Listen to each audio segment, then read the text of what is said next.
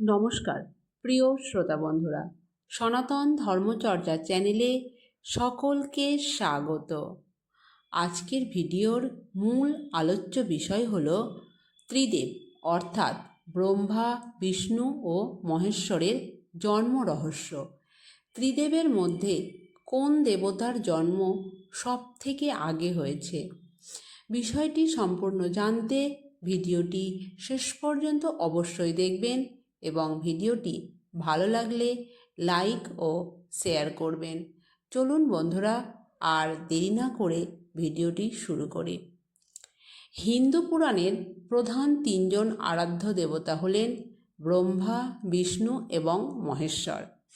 ভগবান ব্রহ্মাকে বলা হয় সংসারের সৃষ্টিকর্তা, ভগবান বিষ্ণুকে বলা হয় সংসারের পালনকর্তা এবং ভগবান শিবকে সংসারের ধ্বংসকর্তা বলা হয়।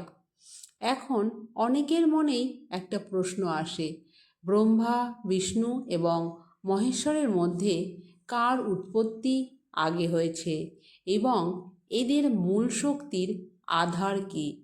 হিন্দু ধর্মের 18টি মহাপুরাণে ভিন্ন ভিন্ন তথ্য পাওয়া যায়। ত্রিদেবের উৎপত্তি নিয়ে বহু মতভেদ রয়েছে। তার মধ্যে শিবপুরাণ এবং বিষ্ণু পুরাণ থেকে পাওয়া তথ্যকে সবথেকে বেশি গ্রহণযোগ্য বলে মনে করা হয়। যখন এই বিশ্ব ব্রহ্মাণ্ডের সর্বত্রই ছিল শুধুমাত্র অন্ধকার, না ছিল সূর্য, না ছিল চন্দ্র বা অন্যান্য গ্রহ নক্ষত্র, তখন সেখানে এক আলোক শক্তির আবির্ভাব হয়, যা ছিল ঊর্জা বা মহাশক্তিতে পরিপূর্ণ, যার কোনো সৃষ্টি বা বিনাশ নেই। বিভিন্ন পুরাণে বিভিন্ন মতামত। শিবপুরাণ অনুযায়ী এই শক্তি হল স্বয়ং সৎ ব্রহ্ম অর্থাৎ সদাশিব, যার ইচ্ছা অনুযায়ী পরবর্তীকালে এই সৌরজগতের সৃষ্টি হয়। এই নিরাকার ব্রহ্ম থেকে পরবর্তীকালে ভগবান বিষ্ণুর আবির্ভাব হয়। সেই দিব্যপুরুষ ভগবান ব্রহ্মাকে তার নামকরণ করতে বললেন। সেই কথা শুনে ভগবান সদাশিব স্মিত হেসে বললেন, যেহেতু তার অস্তিত্ব ব্যাপক, সেই কারণে তার নাম হবে বিষ্ণু। জগৎকে পালন করার জন্যই তার কাজ।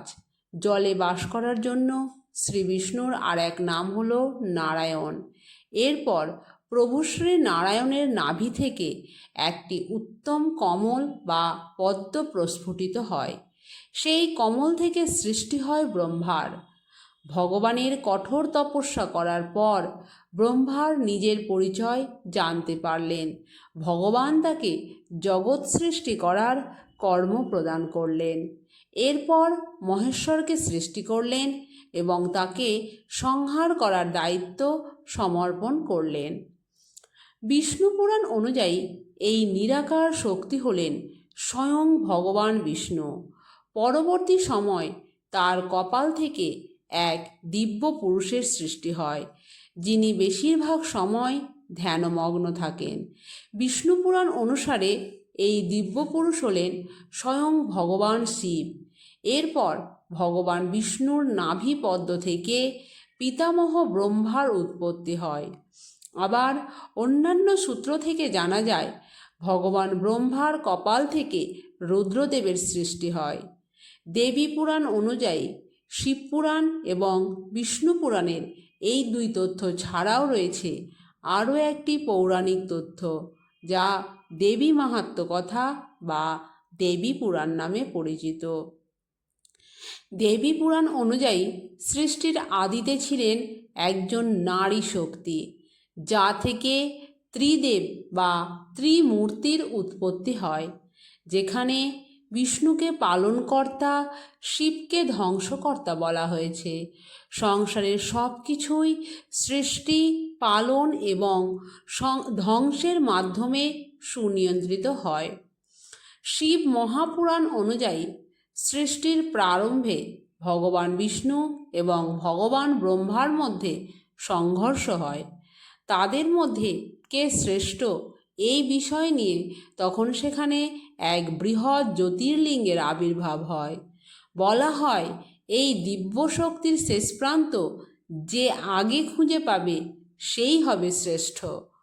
ভগবান বিষ্ণু সেই জ্যোতির্লিঙ্গের শেষ প্রান্ত খুঁজে না পেয়ে নিজের পরাজয় স্বীকার করেন, কিন্তু ভগবান ব্রহ্মা শ্রেষ্ঠত্বের লোভে এই জ্যোতির্লিঙ্গ শেষ প্রান্ত খুঁজে না পাওয়ার পরেও নিজেকে বিজয়ী ঘোষণা করেন। আসলে এই জ্যোতির্লিঙ্গ ছিল স্বয়ং দেবাদিদেব মহাদেব, যার আদি বা অন্ত কিছুই ছিল না। ব্রহ্মার এই পাপের কারণে ভগবান তাকে অভিশাপ দেন যে তার কোনোদিন পুজো হবে না। এইভাবে বিভিন্ন পৌরাণিক তথ্য পর্যবেক্ষণ করলে এটা স্পষ্টভাবেই প্রতীয়মান হয় যে এক এক ক্ষেত্রে এক এক আরাধ্যকে আদি বলা হয়েছে। শিবপুরাণে মহেশ্বর জানিয়েছেন তিনি স্বয়ং সৃষ্টি, পালন ও সংহারের কর্তা। তার স্বরূপ সগুণ ও নির্গুণ। শিবই হলেন সচিদানন্দ, নির্বিকার পরম ব্রহ্ম এবং পরমাত্মা। সৃষ্টির রচনা, রক্ষা ও প্রলয় রূপ গুণের কারণে শিবই ব্রহ্মা, বিষ্ণু ও মহেশ্বর নাম ধারণ করে তিন রূপে বিভক্ত হয়েছেন। শিব থেকেই রুদ্রের উৎপত্তি। পূজা অর্চনা, নিয়মনীতির দিক থেকেও তাদের মধ্যে বিশেষ কোনো পার্থক্য নেই। ব্রহ্মা, বিষ্ণু এবং মহেশ্বর তিনজন একই রূপ, এদের মধ্যে কোনো বিভেদ নেই। উমা নামে বিখ্যাত পরমেশ্বরী প্রকৃতি দেবী তাঁরই শক্তিভূতা। বাগদেবী সরস্বতী হলেন ব্রহ্মার অর্ধাঙ্গিনী এবং যিনি প্রকৃতি দেবী থেকে উৎপন্ন হন তিনি লক্ষ্মী রূপে বিষ্ণুর শোভা বৃদ্ধি করে। আবার কালী নামে রুদ্রদেবের সঙ্গী। শিবপুরাণ থেকে জানা যায় শিবের নির্দেশেই নারায়ণ সর্বদা সমস্ত লোকে পূজিত হন। ব্রহ্মা দ্বারা সৃষ্ট জগতের সমস্ত দুঃখ কষ্ট দূর করার দায়িত্ব হলো তার। এই জন্য তাকে একাধিক অবতার গ্রহণ করতে হবে বলে এই পুরাণে জানানো হয়েছে। উল্লেখ্য, বিভিন্ন যুগে শ্রী বিষ্ণু বিভিন্ন অবতারে জন্মগ্রহণ করেছেন।